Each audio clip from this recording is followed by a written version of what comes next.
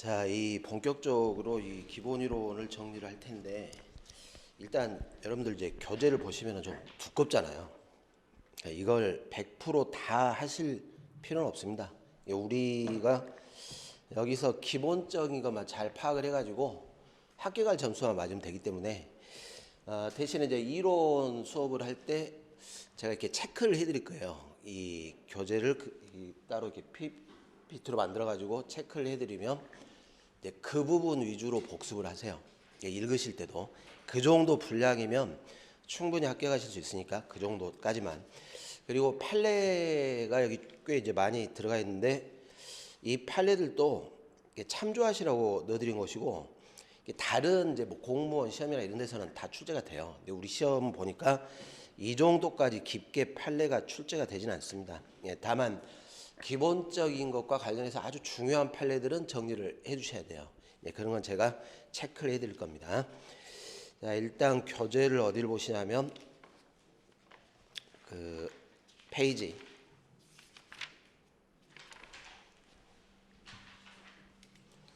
22페이지를 보십시오.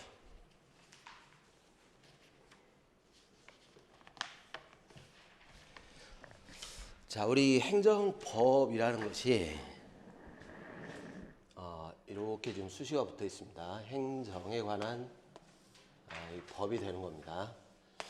그런데 이 법이라는 것이 언제부터 성립이 되냐면 전제 조건이 여기서부터 출발하게 됩니다. 권력 분립부터.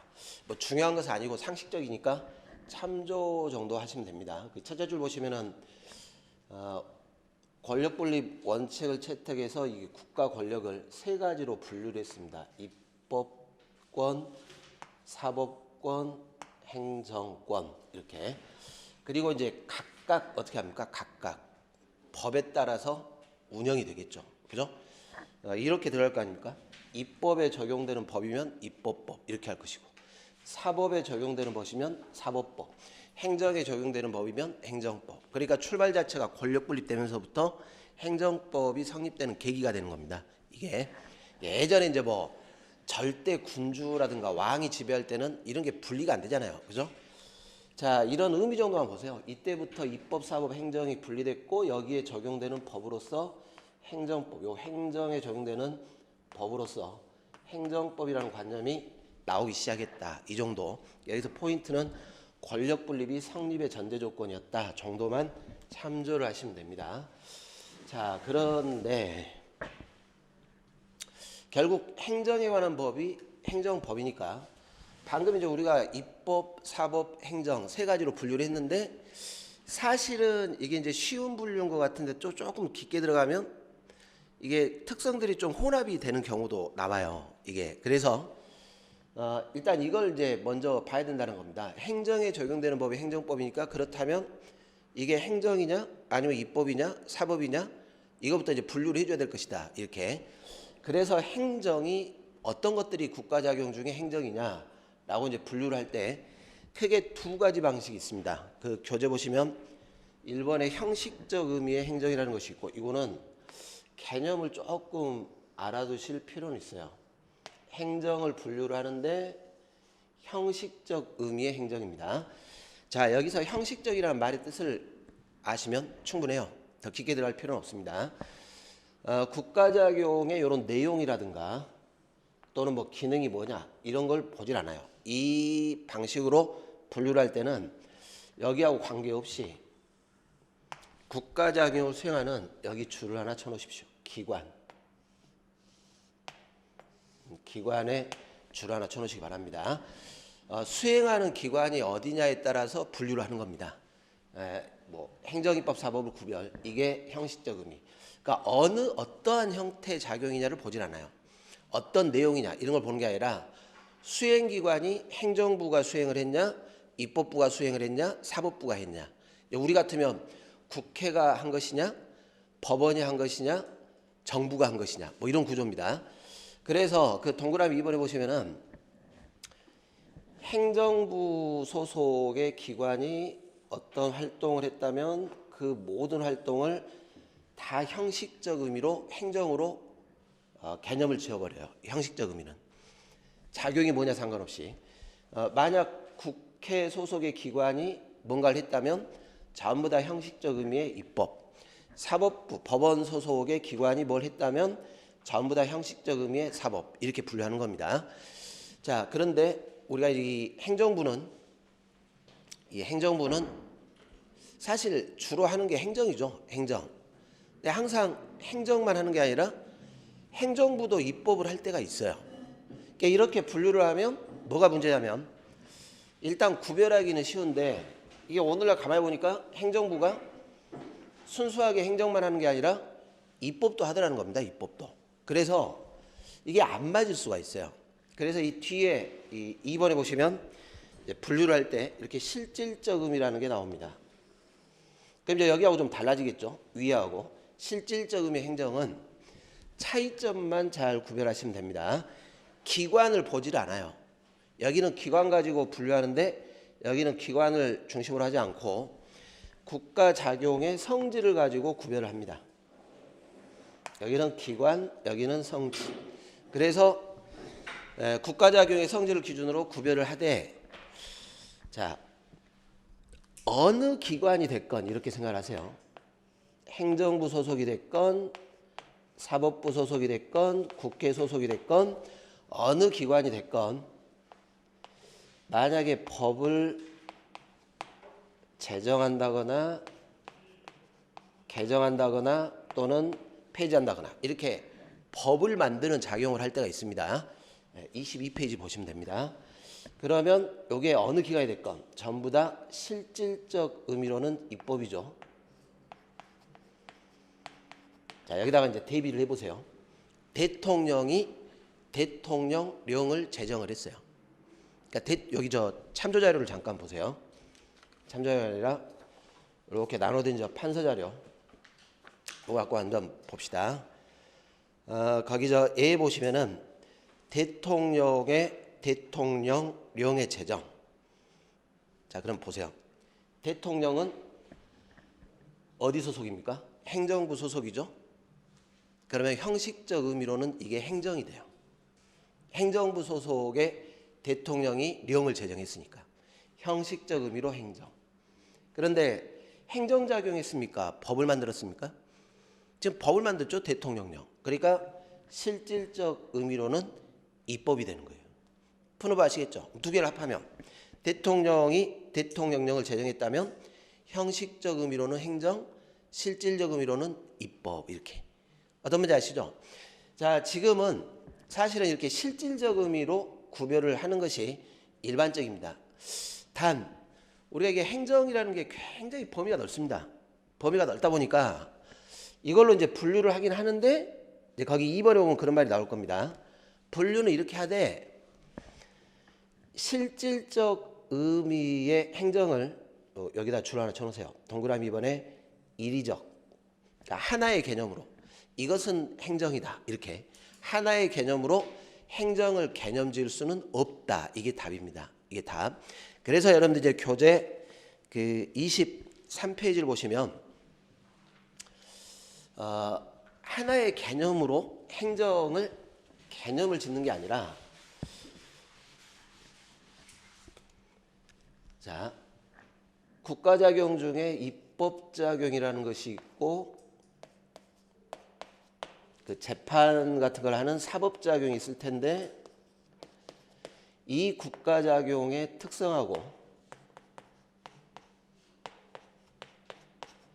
행정작용의 특징하고 이렇게 이제 비교하는 거예요. 비교를 해가지고 이쪽 성격이 강하면 입법으로 분류시키고 이쪽에 이런 지금부터 볼 이 특징이 강한 국가작용이면 행정으로 분류를 한 다음 여기에 적용되는 법을 행정법을 하겠다. 이렇게 가는 거지. 이것이 행정이다. 이렇게 개념은 못 짓는다. 이런 뜻입니다. 그래서 그 3번에 보면 행정의 개념적 징표가 있는데 여기서 이제 가장 중요한 특징 하나를 잡고 가야 됩니다. 여기서는 한 가지 여러분들이 꼭 알아두셔야 될 게 있습니다. 그 교재 23페이지에 3번에 보시면 일단 행정작용은 공익을 실현하는 것을 목적으로 합니다. 자, 비교가 되는 게 공익 뭐겠어요? 이익인데 공동체 전체 이익을 뜻해요. 이해되시죠? 공동체 전체. 예를 들어 국가 전체 이익, 사회 전체 이익, 막 이런 것들. 뭐 이런 것들이 공익이죠. 국가 안전 보장 중요하죠. 또는 뭐 사회 질서 유지하는 거, 환경 보호하는 거, 위생 보호 같은 거 하는 거, 뭐 이런 게 공익. 이걸 실현하는 게 행정입니다. 비교를 할게. 사익하고 비교를 해주셔야 됩니다. 자, 이 사익은 공동체 전체 이익이 아니라 사적 이익을 뜻하는 겁니다. 사적 이익. 대표적으로 여러분들 우리 개개인이 갖고 있는 재산에 관한 이익이라든가 이런 것들이 사익. 자, 그런데 우리 행정은 일단 공익을 실현하는 것이고 사익을 추구할 때는 이때는 행정법이 적용이 안 되는 겁니다. 여러분들이 배우셨던 민법으로 풀어가게 될 거예요. 여기서 시각을 하나 뭘 잡으실 거냐면 국가는 또는 지방자치단체는 원칙적으로 공익을 추구를 하겠지만 국가가 때로는 뭐 할 수도 있어요? 사익을 추구할 수도 있어요. 그때는 행정법이 적용되지 않습니다. 자, 2번이 중요합니다. 2번하고 3번. 자, 우리가 행정이라는 것은 입법이 아니죠. 입법은 법을 만드는 것이고 행정은 이 만들어진 법의 규제를 받으면서 여기 줄을 쳐놓으십시오. 법을 집행하는 작용입니다. 이게 중요합니다. 행정은 기본적으로 법을 만드는 게 아닙니다. 만들어진 법을 집행. 자, 세 번째 아주 중요합니다. 집행을 할 때 뭔가 집행할 만한 일이 있으니까 집행을 하겠죠. 구체적인 어떤 사안이 있고 그 구체적인 사안에 대해서 법을 집행을 합니다. 자, 이 부분이 입법하고 차이점입니다. 입법하고 조금 이따 잠깐 개념 하나를 설명하겠습니다. 그리고 법을 집행하는데 공익을 실현하기 위해서 집행하다 보니까 여러분들 이러면 될까요?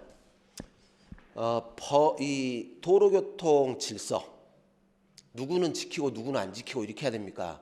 누구나 지켜야 됩니까? 누구나 지켜야 돼요. 그러니까 행정은 기본적으로 특성이 획일적이에요. 그렇게 획일적으로 가다 보니까 행정을 담당하는 기관들이 일방적으로 집행할 수 있어요. 여기서 일방적이란 말은 공권력 행사로 집행을 하는 것이다 라는 겁니다. 자, 권력작용이 원칙입니다. 그리고 왜 법을 집행하냐면 결국은 그거예요. 잘 살아봅시다. 이 목적입니다. 잘 살아봅시다. 우리가 법을 지켜야 되는 이유가 그거예요. 공동체 전체가 잘 살아봅시다. 미래지향적으로. 사회 질서를 지켜야 되는 것도 질서 있게 잘 살자. 뭐 이렇게 미래지향적이고 적극적입니다. 여기서 적극적이란 말은 국민 개개인이 뭘 해달라고 말하기 전에 집행을 해요. 필요하면. 이해되시죠? 원래 행정은 이런 특성을 갖고 있습니다. 자, 여기서 여러분들이 반드시 기억을 하셔야 될 게 이렇게 구체적인 조치, 구체적 사안에 대해서 법을 집행하는 것이다. 이게 행정입니다. 나눠드린 판서 자료를 잠깐 보십시오. 여기서 개념 하나를 잡고 가겠습니다. 판서 자료 그 2번을 보시면 두 번째 입법과 행정의 차이 해가지고 1페이지에 자, 이런 법이 있다라고 해보세요. 도로교통법 해가지고 이게 법 조문입니다. 실제 이렇게 돼 있어요. 누구든지 술에 취한 상태에서 자동차 운전해서 안 된다 해놓고 도로교통법 93조를 보니까 지방경찰청장은 이런 법을 위반을 했을 때 면허를 취소하거나 1년 범위에서 운전면허 효력을 정지할 수 있다. 이렇게 돼 있죠. 자, 이 도로교통법은 행정입니까? 입법입니까? 이거는 당연히 입법이죠. 자, 한번 생각해 보세요. 누구는 지키고 누구는 안 지키고 이렇게 해야 됩니까? 모든 국민이 이 법의 적용을 받습니까? 모든 국민이 다 이 법의 적용을 받게 되는 것이죠. 자, 개념이니까 여보세요. 여러분들 교재 23페이지에 4번에 입법과 구별을 보시면은 자, 방금 봤던 입법 이게 법령입니다. 이 법령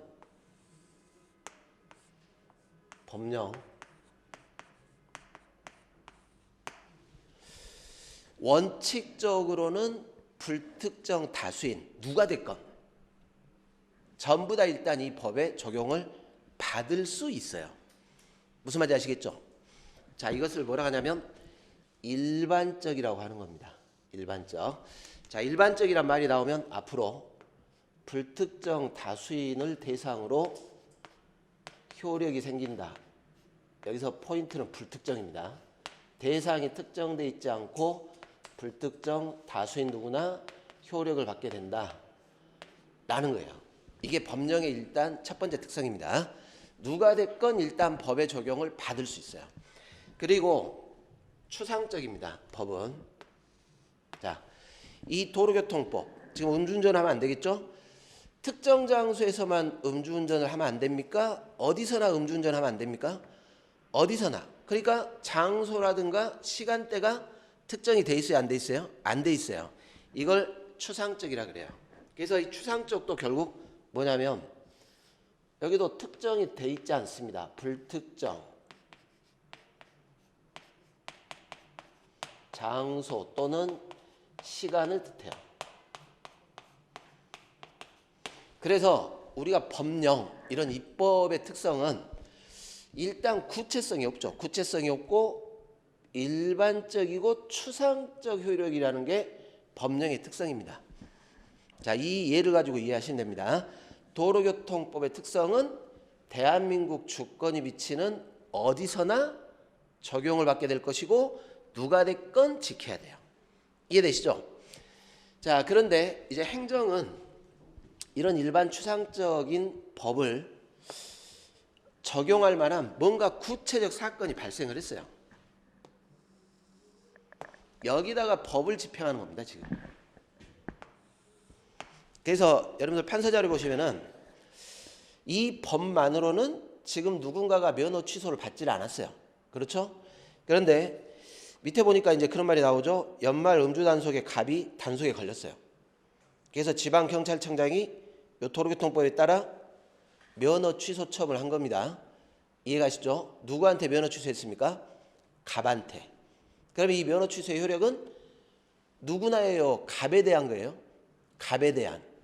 자, 이것을 일반적하고 비교해가지고 개별적이라고 하는 겁니다.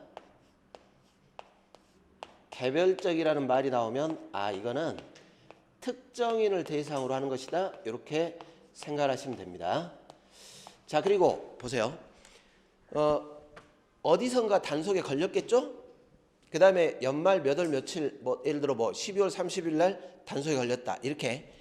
여기는 뭡니까? 추상적이 아니라 특정된 시간에서 특정된 장소에서 발생된 사안에다가 면허 취소를 한 거예요. 이해가시죠? 이 면허 취소 처분이 행정인데 행정은 이렇듯 뭔가 이렇게 특정인이나 구체적 사건이 발생을 해야 되는 겁니다. 이게 입법하고 차이점입니다. 기억을 잘 하시기 바랍니다. 자, 어렵게 생각하지 마세요. 법령은 기본적으로 일단 누가 됐건 어디서나 효력이 발생을 하는데 그 일반 추상적인 법이 구체적 사건이 발생했을 때 집행을 하는 것을 행정이라 한다. 이렇게 집행작용. 자, 사법하고 차이점입니다. 사법은 여러분들 재판을 생각하시면 될 겁니다. 사실 뭐 재판뿐만 아니라 여러 가지 형태가 있죠. 뭘 판단하는 겁니다. 판단. 이게 법적으로 맞다 틀리다 판단하는 거. 자, 사법작용은 이렇게 분쟁이 생겨가지고 당사자가 쟁송제기를 해서 독립된 심판기관이 법을 적용을 해서 판단하고 그 판단 결과를 선언하는 것, 이것을 사법이라고 하는 겁니다. 자, 그런데 이해를 해보세요. 누가 소송 제기도 안 했는데 판단하겠다 이렇게 하면 되겠습니까? 안 되겠습니까? 안 되죠. 누군가가 소를 제기하니까 재판을 할 거 아닙니까? 그죠? 자, 요게 행정하고 사법의 가장 큰 차이예요. 자, 사법작용, 이런 재판작용은 소극적입니다. 굉장히 소극적. 법원이 적극적으로 나서가지고 하는 게 아니라 누군가가 쟁송 제기하면 그러면 판단해 줄게 이렇게 하는 겁니다. 그래서 여러분들 그 사법과 구별해서 동그라미 1번의 세 번째 줄에 보시면은 사법작용은 쟁송 제기가 있어야 한다는 점에서 여기다가 줄 하나 쳐놓으십시오. 소극적 이렇게. 누가 요구를 안 해도 적극적으로 개입하는 게 아니라 누군가가 판단을 해달라고 요구하니까 하는 겁니다. 그리고 있었던 과거의 어떤 사건에 대해서 판단하는 거지 아직 발생도 안 한 걸 미리 판단하겠다 이렇게 될 리가 없어요. 그래서 과거에 있었던 분쟁에 대해서 판단한다라고 해가지고 과거 지향적입니다. 이게 사법장의 특성. 그런데 행정은 아까 봤죠. 적극적이에요. 능동적이고. 필요하면 집행하겠다. 이렇게 누가 해달라고 말 안 해도, 물론 해달라고 해가지고 하는 경우도 있겠지만 미래지향적이고 적극적이다. 이게 차이점인데 일단 입법하고 차이점을 잘 기억을 해놓으시기 바랍니다. 자, 시험에 나올 확률은 0.1%예요. 0.1%. 0.1%인데 개념만, 감만 잡으시면 돼요. 감만. 예전에 우리 시험에 한번, 우리 행정사 시험에 형식적 의미하고 실질적 의미 구별하는 거 한번 출제된 적이 있어요. 네, 앞으로 그런데 출제될 확률은 높지는 않지만 알아는 두시기 바랍니다. 자, 교재를 넘기시기 바랍니다. 자, 이런 특성을 갖고 있는 게 행정인데, 자, 여기서 여러분들이 반드시 뭐를 하나 꼭 기억을 해야 됩니까? 행정은 추상적이 아닙니다. 구체적 사건이 발생했을 때 주어진 법을 집행하는 것이다. 이렇게 이런 관념은 반드시 잘 기억을 해 두셔야 됩니다. 자, 여기서 교재를 넘겨보시면은 기초관념으로 24페이지에 행정기본법이 있습니다. 자, 우리가 지금 행정법이죠. 행정법. 법이 뭐냐? 자, 이런 것들이 법입니다. 거기 기본법 2조 정의조항을 보시면 법령이라는 게 나옵니다. 법령. 다음에 어느 하나에 해당하는 것 해가지고 법률 있죠? 법률은 국회가 만드는 법입니다. 대통령령, 총리령, 부령. 대통령이 제정하는 법, 국무총리, 각부 장관. 그 외에 이제 국회의장이 국회 규칙, 대법원장의 대법원 규칙, 헌법재판소 규칙, 중앙선거관리위원회 규칙, 감사원 규칙. 이게 법령이에요. 그리고 이런 법령은 다 국민에게 효력이 다 미치는 법들입니다. 국민에게.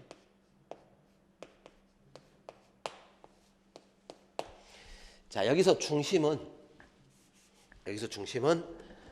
법률이 중심입니다. 법률.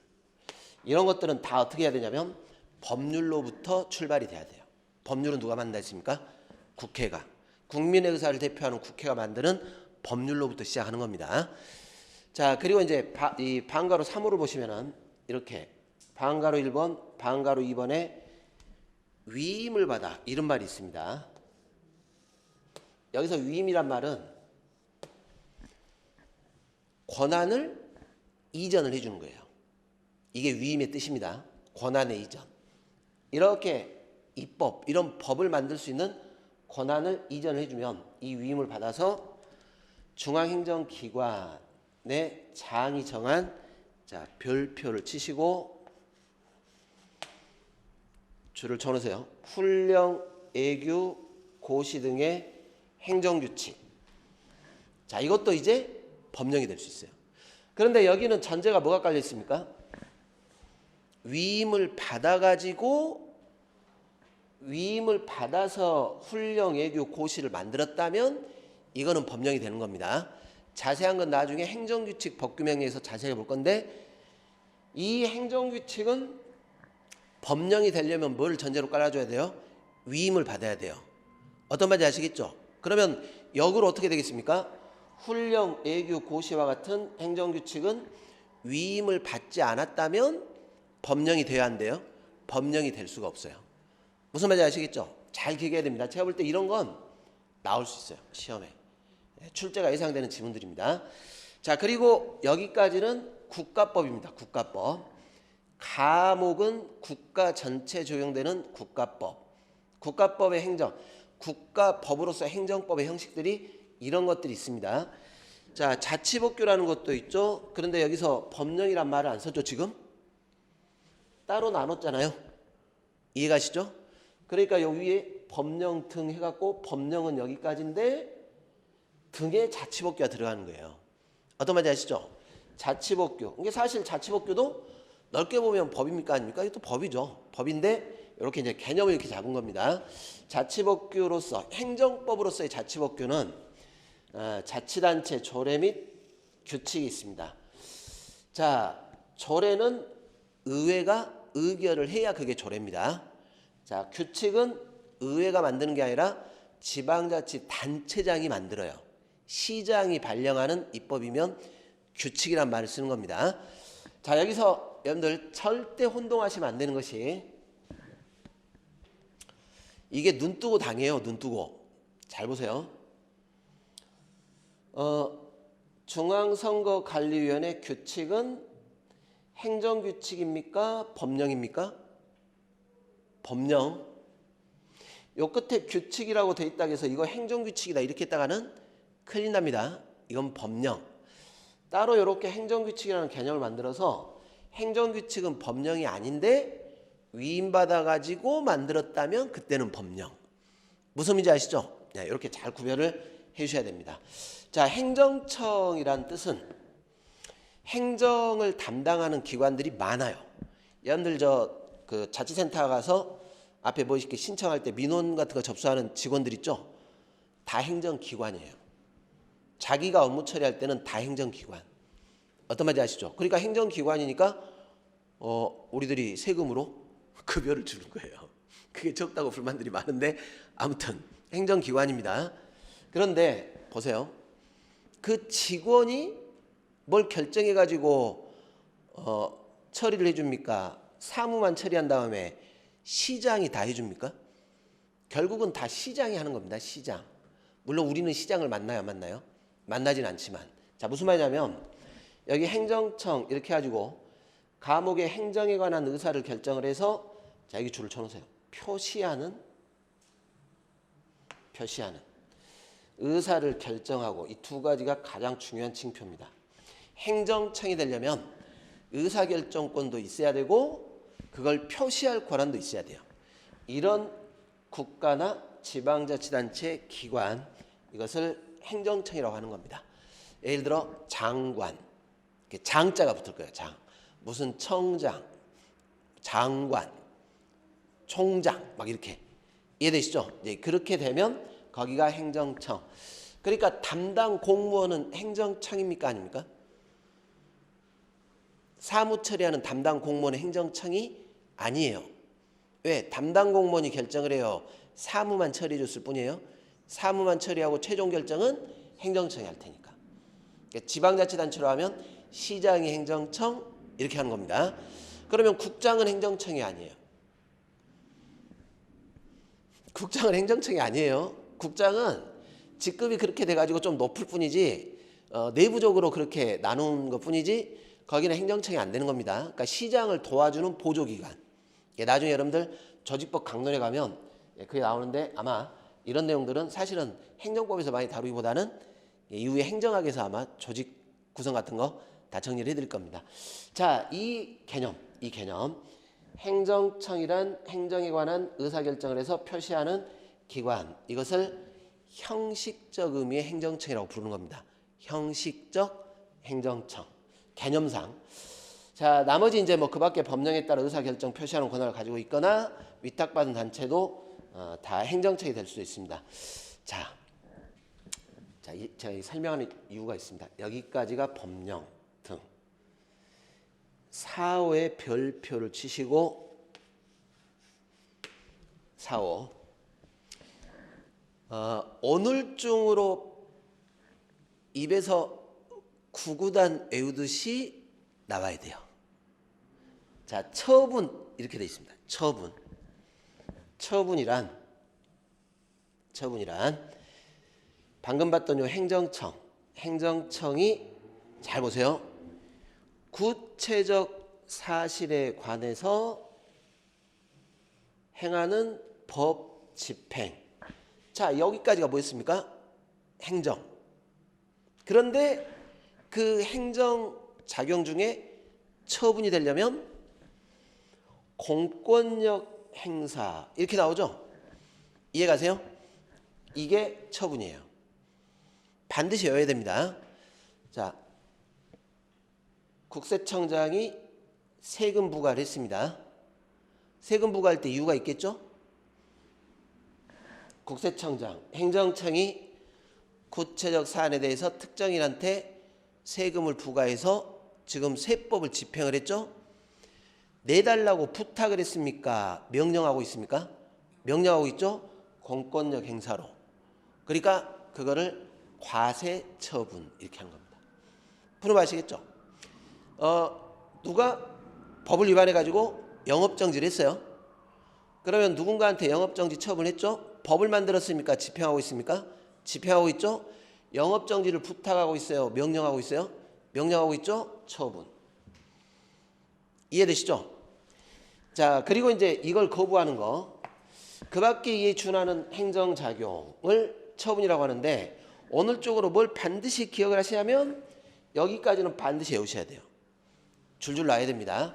뭐 지금 다 외우셨죠? 처분이란 행정청이 구체적 사실에 관한 법 집행으로 행하는 공권력 행사. 이게 처분입니다. 자, 이게 왜 줄줄 나와야 되냐면 머릿속에 체인이 돼야 되고, 여러분들 나중에 2차 시험 보실 때 무조건 써야 돼요. 무조건. 저 개념을 무조건.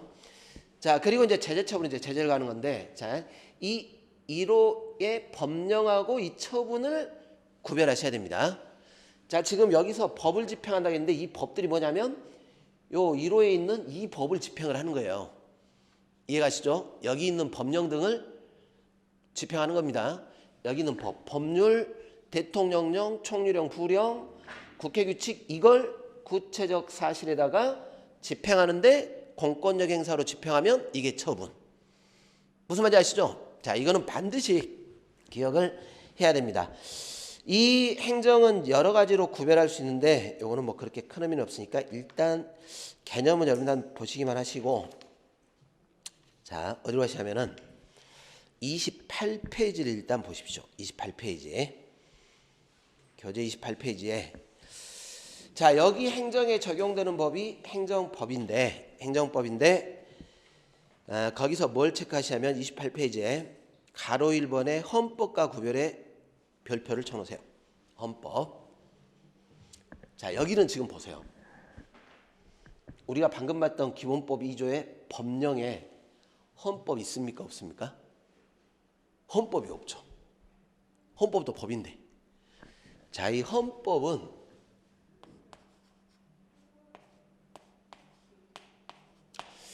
여기 지금 법령은 이제 행정에 적용되는 법을 적다 보니까 이렇게 해놨는데, 사실 이 헌법은 모든 국가작용의 최고법입니다. 최고법. 자, 여러분들 뭐라고 생각하시냐면 이 헌법의 애외가 될 수 있는 국가작용은 절대 존재하지 않는다, 이렇게 상정을 하세요. 그 어떤 국가작용도 헌법의 애외가 될 수는 없어요. 이럴 수는 있어요. 법률의 애외가 될 수 있는 작용은 있을 수 있어요. 법률의 애외가 될 수 있는 국가작용은 있을 수 있습니다. 그러나 뭐는 없어요? 헌법의 애외가 되는 국가작용은 나올 수가 없어요. 최고법이니까. 자, 그런데 이 헌법이 왜 존재하냐면 결국 국민입니다. 국민의 국가에 대한 최소한의 기본권들을 보장을 하려고 하는 게 이게 헌법입니다. 그래서 요즘은 어떤 말까지 나오냐면 기본권이 헌법이다, 이런 말까지도 나와요. 제가 만든 말입니다. 그렇게 알아두세요. 제가 이렇게 수업용어로 여러분들한테 정리시키려고 만든 건데, 여러분들 헌법이란 말이 나오면 뭘 연상하셔야 돼요? 기본권. 제가 지금 권리라고 했습니까? 기본권이라고 했습니까? 기본권. 권리는 권리인데 더 범위가 넓어요. 기본권. 자, 이 기본권이 헌법입니다. 그럼 여기다가 이렇게 대입하면 어떻게 돼요? 그 어떤 국가작용도 기본권을 보호를 해줘야지 기본권을 침해하면 안 되는 겁니다. 애외 있어요? 없어요? 없어요. 그래서 체크하시라는 겁니다. 거기 가로 1번에 두 번째 줄에 줄을 쳐놓으십시오. 헌법과 구별해서 오늘날 거기서부터 헌법의 애외가 되는 국가작용은 인정되지 않고 모든 국가작용은 헌법에 종속된다. 이해가시죠? 거기다가 하나 써놓으세요. 기본권. 자, 왜 이걸 자꾸 강조하는 이유가 있습니다.